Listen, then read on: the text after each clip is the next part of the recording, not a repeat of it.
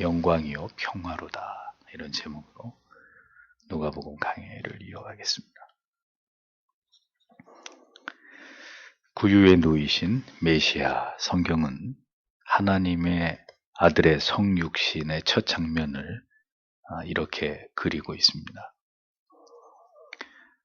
모든 성도에게 이 아기 예수님의 탄생의 장면은 강렬한 인상을 남기게 됩니다. 아무 생각 없이 이 기사를 보면 그냥 지나갈 수도 있지만 성령이 우리의 마음을 감동하시면서 이 본문을 보게 하시면 강렬한 인상을 이 그리스도의 탄생의 장면을 통해서 성도 여러분들께서 받게 되신다는 것입니다. 그분께서 왜 이 세상에 오셨는지를 수만 마디의 말로 표현하는 것보다 더 뚜렷하게 성경은 이 한 장면 속에서 그것을 웅변하고 있음을 보게 됩니다. 하나님의 아들이, 하나님이신 그분이 말구유에 오셨다. 어떤 말로도 다 표현할 수 없는 이 하나의 그림 속에 메시아가 왜 이 세상에 오셨는지 그 의미가 다 농축되어 있는 것을 우리가 발견하게 됩니다.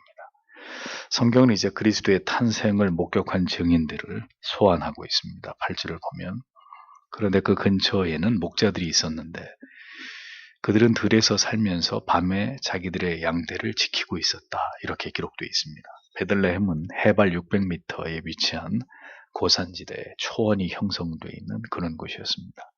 천년 전 다윗이 소년이었을 때 아버지의 양떼를 먹이던 곳이 바로 이 베들레헴 이곳이었습니다. 목자라는 직업은 여러분들이 잘 아시는 대로 유대 사회에서 가장 천한 직업 가운데 하나였습니다.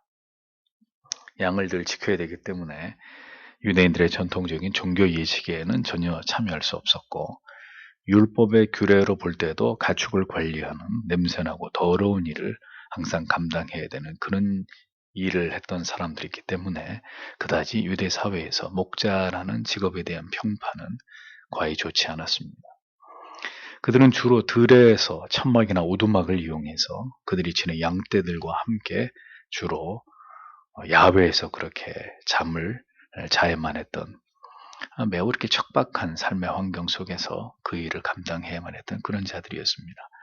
밤에도 도둑이나 맹수들로부터 양떼들을 지켜야 되기 때문에 교대로 잠을 자면서 그 일을 감당해야 됐던 매우 힘든 일을 하고 있었던 그런 사람들이 목자였습니다. 그리스도, 죄인들을 구원하시기 위해서 이 땅에 오신 그리스도의 탄생을 그런데 처음으로 목격하게 된 사람들은 세상에 유력한 사람들이 아니었다는 거죠. 밤에 들녘에서 양떼들을 지키고 있던 천한 직업의 목자들에게 처음으로 메시아가 탄생할 것이라는 기쁜 소식이 가장 먼저 그들에게 전달되었다는 것을 성경은 분명하게 증언하고 있습니다. 여러분들이 이렇게 초대를 받아서 이런 잔치나 파티나 이런 데를 가보시면, 모임에 가보시면 축하 하객들의 수준을 보면 오늘 이 연회의 주인공이 얼마나 힘이 있고 유명한 사람인지를 우리가 충분히 알 수 있잖아요. 세상에서는 그렇지 않습니까? 네, 축하하러 오는 결혼식이나 그 밖에 돌잔치나 가정의 큰 행사에 초대돼서 오는 하객들의 그 수준을 보면 이 집안 사람들이 얼마나 힘 있는 사람들인지 알 수 있단 말이죠. 그런데 주님께서 탄생하신 날, 이 위대한 날을 가장 먼저 축하해 주기 위해서 예비된 자들은 양을 치는 목자들이었다라는 거죠. 그렇게 전혀 주목받지 못하는 가운데서 하나님의 아들이 주님께서 조용히 이 세상에 오셨다는 것입니다. 때가 될 때까지는 전혀 자기의 정체를 알리지 않으시고 이 세상에서 어떤 대우를 받으시든지 결코 그것이 그분에게는 중요한 것이 아니었다는 것을, 이렇게 아기 예수의 탄생에 나타나는 모든 그림들이 우리에게 그것을 소리 없이 강조하고 있는 거죠. 하나님의 아들이시고 인류를 구원할 자로 오시는 메시아께서 그런 모습으로 그런 자들의 축하를 받으면서 이 세상에 오셨다. 성경은 아주 담담하게 그것을 적어 내려가고 있습니다. 그러니까 가장 특별한 분의 탄생이 이렇게 가장 초라하게 묘사되고 있었다는 거죠.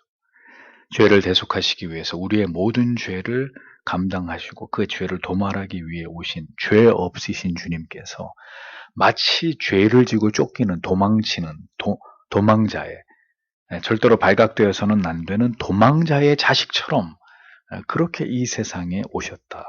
성경은 이것을 숨김없이 묘사하고 있습니다. 그러니까 성탄절에 기뻐하고 즐거워하면서 이유 없이 들뜨는 이러한 정서가 이러한 그리스도의 오심이 의미하는 이 무게감 있는 의미와 얼마나 어울리지 않는지를 우리가 충분히 생각해 볼 필요가 있는 거죠. 이런 그림, 이렇게 조용히 말구유해 목자들의 축하를 받으면서 조용히 오신 그 주님의 오심과 오늘날 이토록 화려하게 크리스마스를 즐기는 사람들, 다채로운 행사를 가지고 시끄럽게 성탄 전야를 보내는 교회들, 그러니까 이런 정서와 주님의 오신 그 모습과 이게 얼마나 어울리지 않은 그림인지를 우리가 깊이 생각해 볼 필요가 있다는 것입니다. 오히려 신자는 주의 이 같은 탄생의 모습에 깊이 가슴을 여미고 그 지극히 낮아지심 속에서 위대한 생애를 시작하시는 주님에 대한 한없는 감사와 우리의 죄를 깊이 돌아보아서 한없이 우리 자신을 부끄럽게 여기는 마음이 그리스도의 오심을 맞이하는 성도의 그 마음과 부합하리라고 이렇게 생각되어지는 것이죠. 주님은 큰 축하의 연회가 베풀어지는 속에서 유명 인사들이 초대되어 그의 오심을 축하받지 않으셨습니다. 왜 종교개혁자들이나 청교도들이 성탄절을 지키지 않는 것을 바람직하게 여겼고 지키더라도 선물을 교환하거나 이 절기를 세속적인 기쁨으로 즐기려는 성도들의 그릇된 정서를 꾸짖으면서 성탄절에 선물 교환을 하는 게 적발이 되면 벌금을 물렸단 말입니다. 교회가 성도들에게. 그렇게까지 하면서 경건하게 주의 오심의 그 의미를 생각하게 했는지 우리는 그런 이유들을 한 번쯤 진지하게 생각해 보아야 한다는 거죠. 초라한 곳에서의 메시아의 탄생이었지만 그분이 하나님의 아들이심을 명백하게 증명하는 매우 신비한 일들이 주의 탄생 가운데 일어났다는 것을 이어서 성경은 증언을 합니다. 9절 10절을 보면 그때 보라 주님의 천사가 그들에게 왔고 주님의 영광이 그들 주변을 비추었다. 그들은 몹시 두려워하였다. 천사가 그들에게 말하였다. 두려워하지 마라. 보라 이제 나는 모든 백성에게 큰 기쁨이 될 좋은 소식을 너희에게 전한다라고 기록되어 있습니다. 들에서 양떼를 치면서 밤을 지새던 목자들이 놀라운 광경을 목격하게 됩니다. 그 놀라운 광경이 뭐죠? 하나님의 천사가 목자들에게 나타나게 됐고 그들은 그 천사로 말미암아 하나님의 영광에 압도되는 경험을 하게 된 거죠. 일어날 수 없는 일이 일어난 거죠. 비과학적, 초현실적인, 어떻게 설명할 길이 없는 이런 일이 일어나리라고 생각조차 해보지 않은 일이 일어났단 말입니다. 그래서 그 일로 인해서 크게 두려워했다고 성경은 기록하고 있습니다. 원래 죄인이 거룩한 존재 앞에 서게 되면 아이고 감사합니다. 아이고 너무 기쁩니다가 아니에요. 그런 일은 일어날 수 없어요. 여러분 예를 들면 정오의 태양이 갑자기 어두워지면서 흑암이 몰려오는 것을 경험하시게 됐다면 야 신기한 일이 일어났네 이렇게 반응할까요? 일어날 수 없는 역사 유사 이래 지금까지 단 한 번도 일어나지 않은 그런 일이 일어났기 때문에 사람들은 충격을 받을 거예요. 굉장히 그 두려움을 느낄 것입니다. 어떻게 멀쩡하던 태양이 빛이 사라지고 흑암 이렇게 칠흑같이 어두운 마치 밤 같은 이런 놀라운 설명될 수 없는 비과학적인 이런 일이 어떻게 일어날까? 그러니까 그리스도가 우리에게 찾아오심도 사실은 주님 감사합니다. 나 같은 죄인에게 찾아와 주셨군요. 대단히 고맙습니다. 끝이 아니라 우리가 정말 예수 그리스도 하나님의 죄인을 향하신 그 인자와 자비와 사랑과 긍휼을 올바르게 경험하게 된다면 먼저는 감사합니다, 기쁩니다가 아니에요.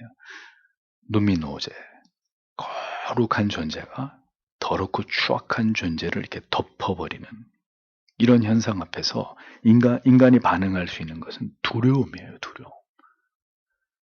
경험해보지 못한, 설명할 수 없는 어떤 놀라운 내게 일어난 어떤 변화, 내가 지금 보고 듣고 느끼고 있는 이 상황에 대한 공포, 두려움. 사실은 그것이 우리에게 먼저 와야 되는 거죠. 베드로처럼 주여 나를 떠나소서 나는 죄인이로소이다. 두려움이 엄습해야 되는 것입니다. 어떤 존재가 설명할 수 없는 어떤 거룩한 존재가 나에게 찾아왔다. 지금 나를 압도하고 있다. 내 인생 속에 그분이 찾아오셨다. 거부할 수 없는 어떤 힘으로 그 존재가 나를 압도하고 있다. 그것 앞에서 인간이 보일 수 있는 반응은 행복합니다, 감사합니다, 기쁩니다가 아니라는 거죠. 말로 닿을 수 없는 두려움에 사로잡히는 것입니다.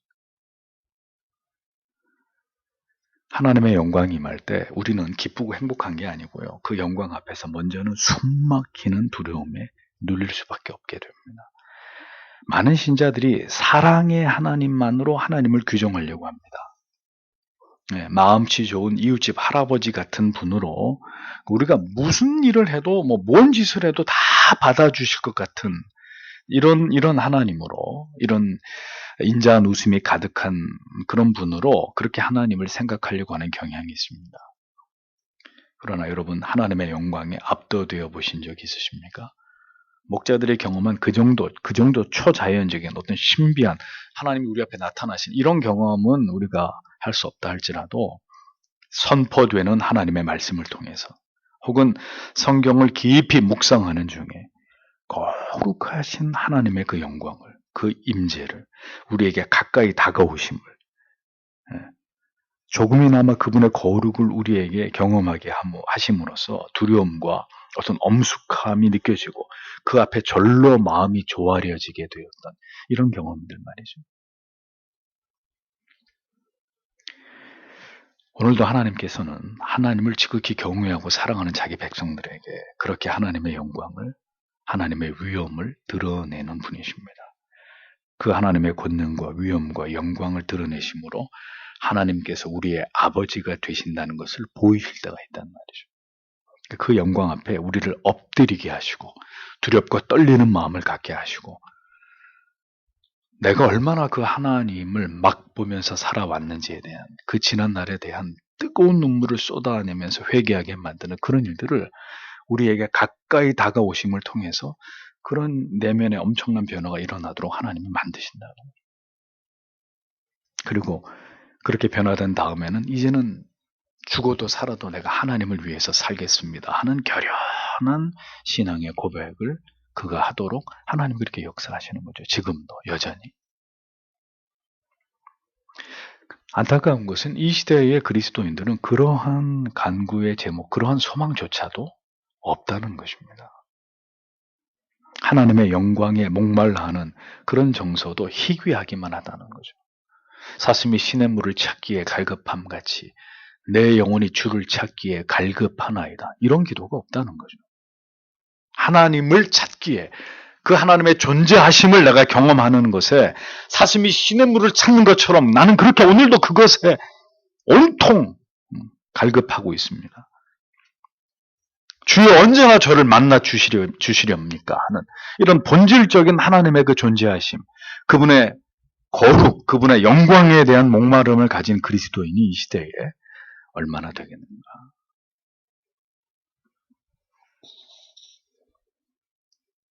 마음이 청결한 자는 복이 있나니 저희가 하나님을 볼 것이며, 주께서는 분명히 말씀하셨습니다. 하나님을 볼 것이다. 문제는 마음이 청결해야 되는데 마음이 청결하지 않으니 하나님을 볼 수 있는 자가 아무도 없는 것이 당연하죠. 영적인 거룩한 임재 아래서 우리의 생애에 단 한 번만이라도 어떤 거룩한 떨림을, 그 하나님 앞에서 우리의 영혼이 압도당하는 진리 안에서 하나님을 예배하는 가운데 이제껏 경험해보지 못한 그런 경건하고 엄숙하고 거룩한 어떤 두려움에 휩쓸리는 그런 경험들을 우리가 하나님 앞에 간절히 소망해야 되지 않겠느냐. 뭘 보여주시고 들려주시는 게 아니라 말씀을 듣는 가운데, 말씀을 보는 가운데, 하나님 앞에 간절히 뜨겁고 열렬히 기도하는 가운데, 하나님의 당신의 거룩을, 영광을, 그분의 임재를 조금이라도 우리에게 드러내심으로 우리가 그러한 것을 맛볼 수 있는 은혜, 여러분, 우리가 하나님 앞에 구할 수 있는, 감히 하나님 앞에 구해야 되는 그런 기도의 제목이 아니겠습니까? 두려워하는 목자들에게 천사는 온 백성에게 미칠 큰 기쁨의 좋은 소식을 전한다, 이렇게 얘기합니다. 좋은 소식을 전한다. 유 앙겔리조마이, 즉 복음을 선포하다, 이런 뜻입니다. 유 앙겔리조마이. 무엇이 인류에게, 모든 주인들에게 가장 최고의 기쁜 소식입니까? 무엇이요? 복음입니다. 복음. 복음을 듣는 것이 우리에게 가장 큰 기쁨입니다. 그리스도께서 죄인을 구원하시기 위해 이 세상에 오셨다. 이 복음이 모든 사람들에게 가장 기쁨의 소식입니다. 이 소식을 가장 기쁘게 여기는 자가 가장 복된 자인 거죠. 네. 이 진리가 알겠어. 그래, 주님이 내 죄를 위해서 오셨대. 땡큐, 고마워. 그 정도로 끝나는 게 아니고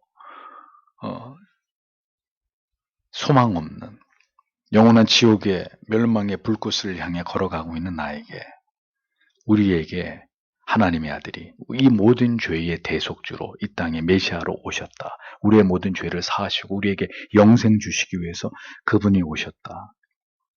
그러니까 이 진리가 깨달아지고 믿어지는 자들에게 하나님께서 행하시는 놀라운 기적의 은총이 임한 것입니다.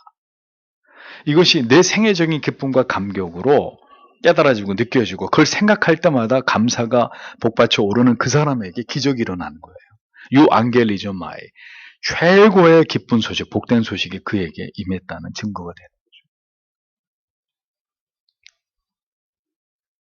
여러분, 복음이, 성경의 모든 진리가 여전히 여러분의 영혼에 가장 기쁜 소식이 되고 있습니까? 오늘도 설교를 듣는 가운데 어떤 진리를 깨닫고 은혜를 받고 감동했을 때 그게 오늘도 나에게 가장 큰 기쁨이 되고 있느냐 하는 거죠.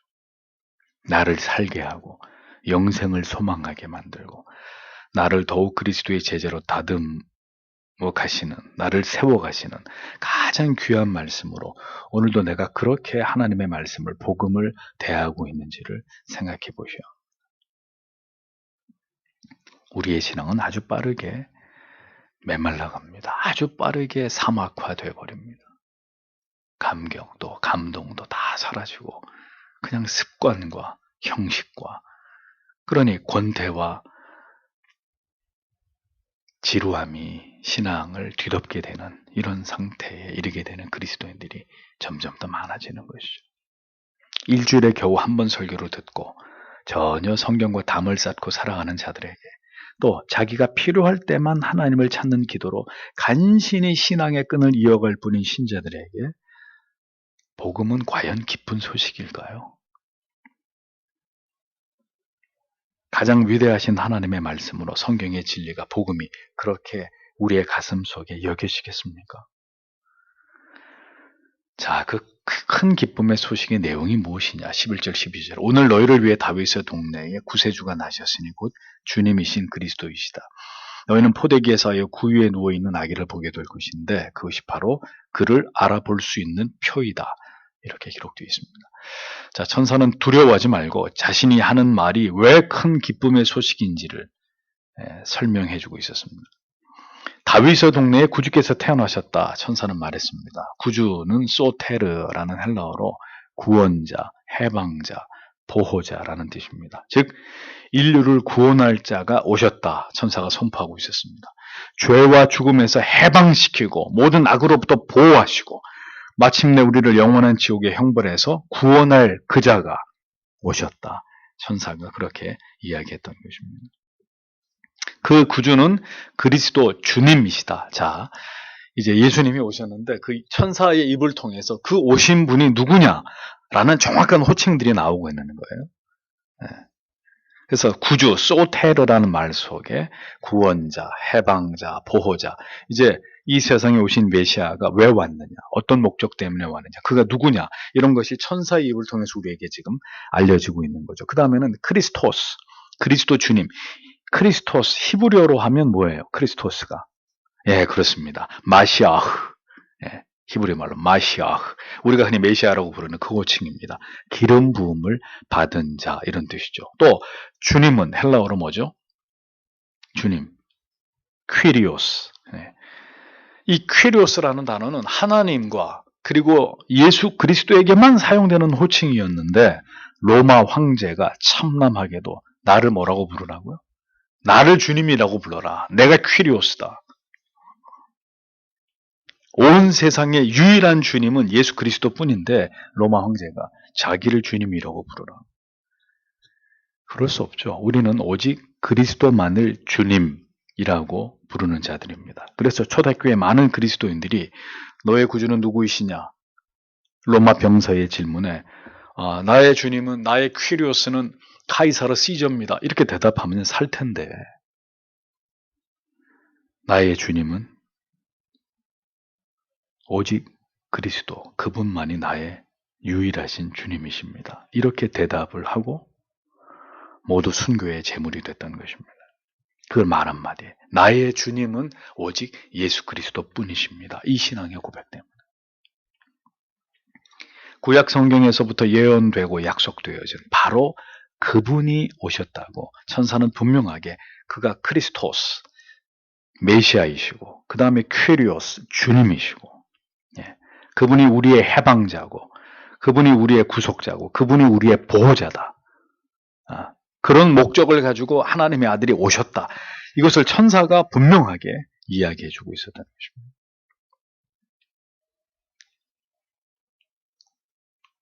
역사는 이제 주전과 주후, BC와 AD로 나뉘게 된 것이죠. 주님이 이 땅에 오심으로써 BC의 역사가 끝나고 AD의 역사, 아노 도미네, Before Christ, 아노 도미네, 새로운 시대가 열린 역사의 기록이 이것을 분명하게 인정하고 있잖아요.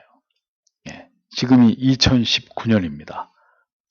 무엇으로부터 2019년이 지난 거죠? 예수 그리스도가 오시고 난 다음부터 2019년도. 그렇게 안 믿는 사람들은 자존심도 없나 봐요. 예수가 하나님이고 안 믿으면서 왜 지금 2019년도, 지금 연도가 2019년도라는 걸 인정하고 삽니까? 자기들만의 다른 질서를 가지고 살지, 다른 시간의 개념을 가지고 살지. 그렇게 될 수 없는 것은 역사, 히스토리는 그의 이야기이기 때문입니다. 주님의 이야기, His story. 이것은 부정할 수 없는 사실이고 진리입니다. 우리는 이 진리를 믿고 고백하는 사람들입니다. 구주 예수 그리스도, 우리의 주님, 우리의 구원자. 이것이 하나님의 아들에 대한 호칭입니다. 우리가 부르는 위대한 하나님의 아들에 대한 칭호입니다. 그분이 이 세상에 죄인들의 마음 속에, 그리고 오늘도 이 말씀을 듣고 있는 우리 속에 오신 분이라는 거죠. 너희가 가서 강보에 쌓여 구유에 누인 아기를 보게 될 것이다. 천사가 말했습니다. 또 나오죠. 또 나옵니다. 인류를 구원하러 오시는 하나님의 아들 구주 메시아 그리스도께서 어디에 오셨느냐? 강보에 쌓여 구유에 누워 계신다. 지금. 역사상 가장 위대한 역사를 천사가 이야기하고 있는 거죠. 그 강보에 쌓여 구유에 누워있는 그 아기가 바로 메시아다.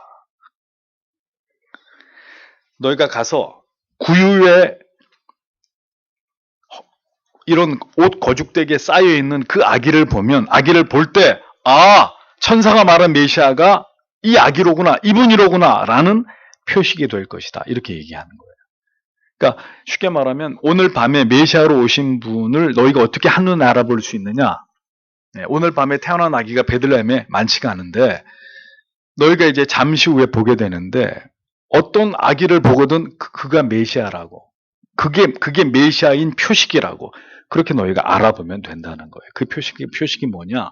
아기가 따뜻한 방 안에 있는 게 아니라 소, 돼지가 있는 우리에 있고, 심지어 말죽을 주는 그 구유 안에 아기가 강보에 쌓여 누워 있다. 그 아기를 보거든 이 아기가 천사들이 우리한테 얘기한 하나님의 아들 메시아다. 이렇게 너희가 그 표식을 보고 그가 메시아인 줄 알면 된다. 천사가 이렇게 일러준 것입니다. 메시아이심을 알 수 있는, 그가 구주 곧 그리스도 주심을 알 수 있는 그 표식은 왕궁에서 태어나서 금으로 만든 침대에 실크로 몸을 감고 있는 아기의 모습이 아니었다는 거죠. 천 조각에 쌓여 말이 먹는 여물통에 누워있는 모습이 바로 그 아기가 메시아라는 표식이 될 것이다. 천사가 말해주었습니다. 가장 위대한 영광은 가장 낮은 곳으로 임합니다. 가장 영광스럽고 존엄하신 존재는 가장 천한 곳을 마다치 않으시고 의도적으로 그곳에서 그분의 인생을 그렇게 시작하신 것입니다. 영원한 시간 속에 계시고 그 시간을 만드신 분이 인류의 어떤 시간 속으로 들어오셨습니다. 어느 곳에든 존재하지 않으시는 곳이 없으시던 그분이 작은 냄새나는 구유 안에 들어오셨습니다. 전능하신 분이 머리조차 가누지 못하는 갓난 아기의 모습으로 포대기에 쌓여 있어야 했습니다. 전지하신 분이 말도 하지 못하는 아기로 오셨단 말이죠. 하나님께서 죄악의 절망과 멸망의 저주 가운데 묶여있는 인간들을 구원하시고자 그렇게 베들레헴 말구유에 누인 아기로 이 세상에 오셨다는 것입니다. 그렇기 때문에 주님은 낮고 천한 자들을 아시고 그들의 편에 서시고 그들을 위하시고 그들을 도우실 수 있으셨던 것입니다. 그러므로 우리는 주의 오심에 아주 분명하신 목적을 바로 이 예수 그리스도가 이 세상에 오신 첫 장면 속에서 다 깨닫게 되는 거예요. 인생의 많은 것을 누림이 목적이 아니라 아버지의 뜻을 이루는 것이 가장 중요한 그분이 이 땅에 오신 목적이라는 것을 단번에 그리스도가 이 땅에 오신 그 첫 장면 속에서 우리는 다 깨닫게 되는 거죠. 짧은 인생을 지나가는 동안 주님께서는 이 세상의 모든 영광을 다 마다하시고 그분이 이 세상에 오신 가장 위대한 목적에만 그분이 집중하셨다라는 것을 우리는 알 수 있는 거죠. 그 오심의 목적은 아버지의 뜻을 이루심으로 하나님께 영광을 돌려드리는 그 생애를 사시기 위해서 오셨다라는 거죠. 그러하게 그분의 오심의 이유를 이제 천사와 천군들이 노래하는 것이 13절, 14절에 나오는 것입니다. 그리고 갑자기 그 천사와 함께 수많은 하늘의 군대가 나타나 하나님을 찬양하며 말하였다. 가장 높은 곳에서는 하나님께 영광, 땅에서는 하나님께서 기뻐하시는 사람들에게 평화라고 기록되어 있습니다. 그분이 이 세상에서 영광을 누리는 것이 목적이었다면 그분은 화려한 곳에 모든 사람들이 주목을 받으면서 오셨을 것입니다. 그분은 키가 한 190 정도가 됐을 것이고 얼굴은 조각 같은 미남으로 오셨을 것입니다. 누가 봐도 저 정도가 돼야 하나님의 아들이지 할 정도의 수려한 외모를 가지시고 엄청난 권세와 그를 따르는 많은 사람들로 이미 다 세팅이 되어 있는 가운데서 주님은 그렇게 메시아의 사역을 시작하셨을 것입니다. 근데 주님의 몰골은 흠모할 만한 것이 하나도 없는 외모였습니다.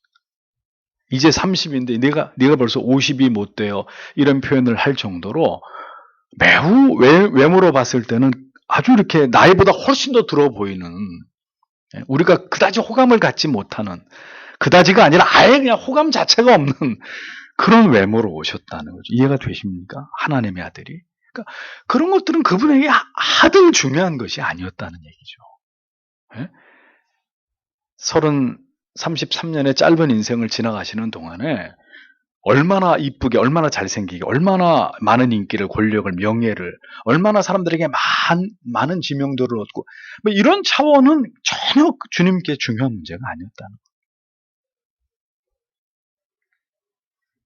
순식간에 수많은 천군 천사들이 나타나 소리 높여 하나님을 찬양하면서 외치기를 라틴어로 글로리아 인 에셀시스 데오, 라틴어로 부르는 그 찬송 중에 굉장히 많이 나와요. 글로리아 인 에셀시스 데오, 가장 높은 곳에서는 하나님께 영광, 이런 뜻입니다.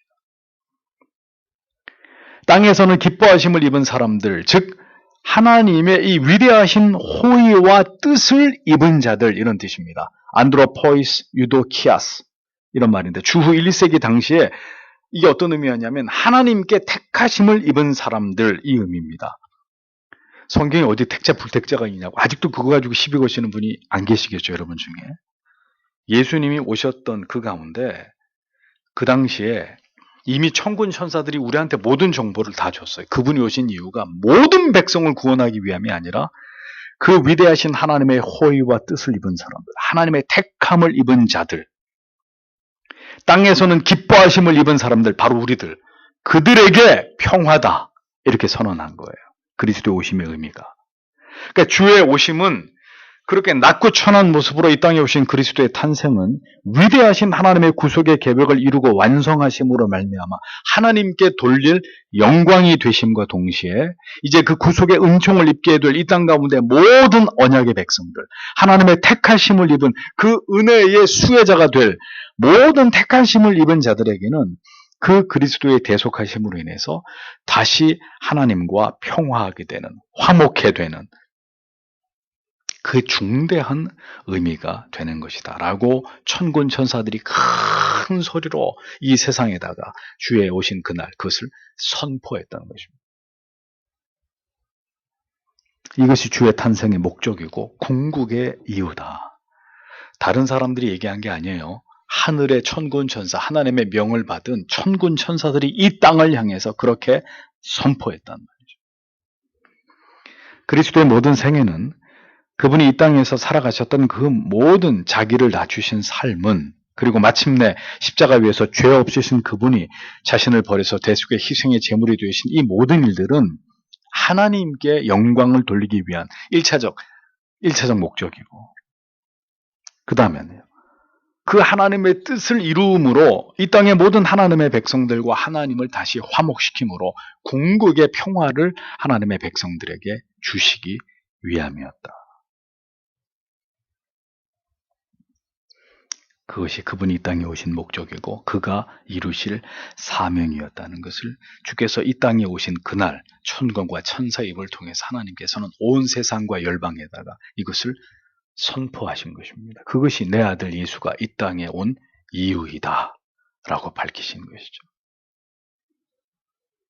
그렇다면 이 땅에 존재하는 모든 성도 또한 주님께서 목적하신 바 그 생애를 우리도 이 세상에서 살아가기에 힘써야 하는 것은 당연한 이야기입니다. 즉 우리의 존재함이, 우리가 이 세상을 살아가는 이유와 목적과 그 내용이 철저하게 무엇에 맞춰져야 됩니까? 소이름문답 1번, 대규름문답 1번. 인간의 제일 된 목적, 하나님께 영광이 되는, 하나님을 기쁘시게 하는 그것이어야 되는 것이고, 또 하나님과 분리된 하나님의 백성들을 다시 하나님과 화목해 하는 그 일에 구주 예수 그리스도를 선포하고 이 복음을 전하여서 잃어버린 아브라함의 자손들을 하나님께로 인도해서 이 두 사이를 화목시키는 일에, 그것에 우리의 모든 인생의 존재의 의미와 목적과 사명이 거기에 있다라는 것을 성경의 진리가 우리들에게 말씀하고 있는 것입니다. 성도 여러분, 아직도 내가 왜 존재하는지를 모르시겠습니까? 우리를 왜 구원으로 부르셨는지 아직도 그걸 모르고 계시는 분이 계신가요? 하나님을 영원롭게 하고 영원토록 그를 즐거워하는 것이고, 그리고 땅끝까지 복음을 전해서 예수 그리스도를 전파해서 하나님의 택하심을 입은 백성들, 그들과 하나님 사이를 다시 평화롭게 그 관계를 회복해 하는, 그래서 하나님을 사랑하고 이웃을 사랑하는 그 일을 위해서 우리는 존재하는 거예요. 그 일을 열심히 행할 때 하나님께 소리를 통해 영광을 받으시는 것입니다. 이것이 성경의 진리가 모든 하나님의 기뻐하시는 자기 백성들에게 말씀하고 계시는 명백한 진리라는 것입니다. 주께서 이 하나님의 영광을 위한 아버지의 모든 뜻을 이루시기 위해 이 땅에서 왕의 대우를 포기하시면서 그렇게 메시아의 사명을 위해 생애를 사셨다면 그리스도인들인 우리들도 성도 여러분, 잠시 지나가는 이 세상에서 우리 자신을 위한 삶이 아니라 하나님을 영원롭게 하고 복음을 전하고 하나님과 지체들을 지극히 사랑하는, 그렇게 하나님을 알지 못하는 자들과 구별된 삶을 살아가는 것이 우리의 인생의 진정한 목적이라는 것을 우리는 결코 잊지 말아야 하는 것입니다. 그래서 그것을 위해서 내가 지금 살아가고 있다면 우린 주의 부르심에 부합한 참된 신자의 삶을 내가 지금 살아가고 있는 것이고, 이 뜻에서 한참이나 동떨어진 삶을 내 마음대로 내가 꿈꾸는 목적과 뜻과 어떤 인생의 비전과 소원을 위해서 내가 그렇게 정신없이 살아가고 있다면 그의 인생은 모두 부질없고 무의미한 생애가 될 뿐인 것입니다. 하나님과 아무런 관련이 없는, 우리를 하나님의 백성으로 택하시고 부르신 그분의 뜻과 아무런 관련이 없는, 그래서 먼저 우리에게 어떤 삶을 살아야 될 것이냐라는 것에 본을 보이신 그리스도와 무관한 삶이 되고 마는 거예요. 아직도 이것을 모르고 있는 그리스도인들이 교회 안에 천지란 말입니다. 하나님께는 영광, 그리고 사람들에게는, 특별히 하나님의 이 은총을 입을 하나님의 백성들에게는 평화, 이것이 주의 오심의 목적입니다. 그러니 우리도 지극히 하나님을 사랑함으로 하나님께 영광을 돌리고, 그리고 하나님의 사랑하는 지체들, 그들과 힘써 평화를 이루고 사랑하고 섬기고 우리 모두 함께 그리스도께로 더 다가가는 그 일에 우리의 모든 인생을 하나님 앞에 고스란히 드리는 거예요. 그것을 위해서 우리의 모든 삶이 존재하게 만들어야 되는 것입니다.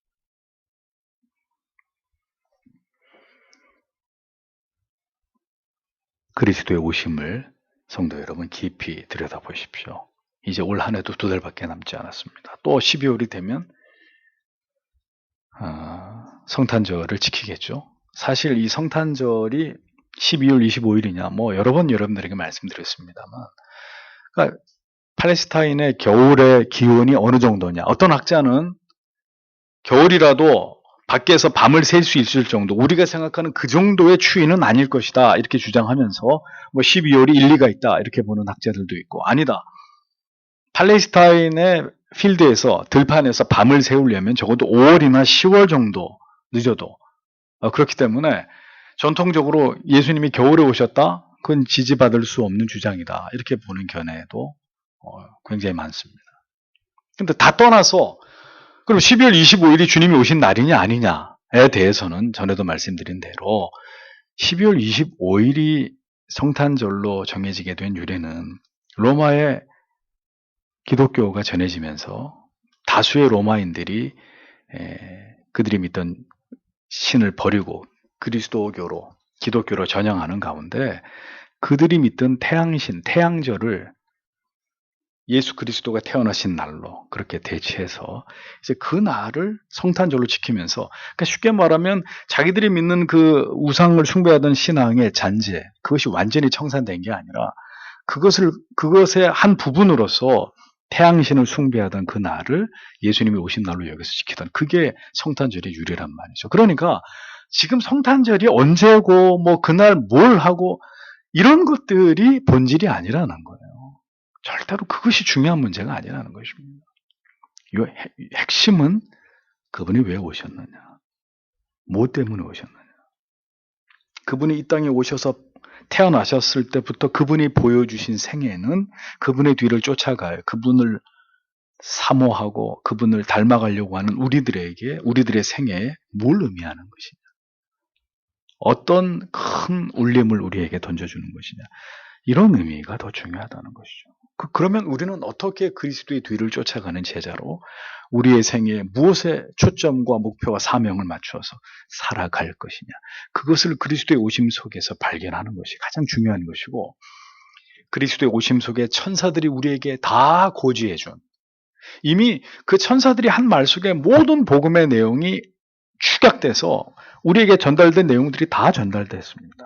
주님이 왜 오셨는지에 대한 그 이름 속에 담겨진 의미가 그것을 선명하게 밝히고 있습니다. 그러니까 그런 것들이 이 세상에 인간의 몸으로 갓난아기로 오신 예수 그리스도의 오심을 깊이 묵상하고 바라보면서 성도가 가슴에 새겨야 되는 진리인 것이죠. 그러면서 주의 오심을 우리가 깊이 묵상하면서, 그러면 나는 그 그리스도의 제자들로, 그 그리스도의 하나님의 백성들로 내 인생은 무엇을 지향하는 인생이 되어야 하느냐. 자주자주 이 복음서를 열어서 주의 오심의 이 기사들을 볼 때마다 내 삶의 방향을 새롭게 설정하고, 다시 우리의 마음을 새롭게 하고, 내 남은 여생 뭘 위해서 살아야 될지를 다시 한번 깊이 마음에 새기는 계기로 우리가 삼아야 하는 것입니다. 그것이 예수 탄생의 기사가 우리에게 주는, 모든 시대를 초월해서 주의 사랑하는 백성들에게 주는 엄중한 그리고도 따뜻한 교훈의 메시지라는 것을 오늘도 성도 여러분 마음에 깊이 새기시면서 우리의 모든 삶을 통해서 오직 하나님께서 영광을 받으시기를, 모든 하나님의 사람들이 하나님과 그리고 주 안에서 한 형제와 자매된 지체들 안에서 우리가 평화를 누리는 삶을 살아가도록, 로마서도 계속 그 얘기하고 있잖아요. 이번 주도 그 말씀이죠. 우리가 모두 그 주 안에서의 평화, 우리를 회복시키신 평화, 하나님과의 평화, 지체들과의 평화, 그런 삶을 살다가 우리가 평화로운 마음으로 하나님의 품에 안길 수 있는, 하나님 나의 인생의 여정이 그 길로 향하는 그런 모든 과정이 되게 해달라고 오늘도 우리는 하나님 앞에 이러한 기도의 제목을 가지고 간절히 기도해야 될 줄 믿습니다. 기도하겠습니다.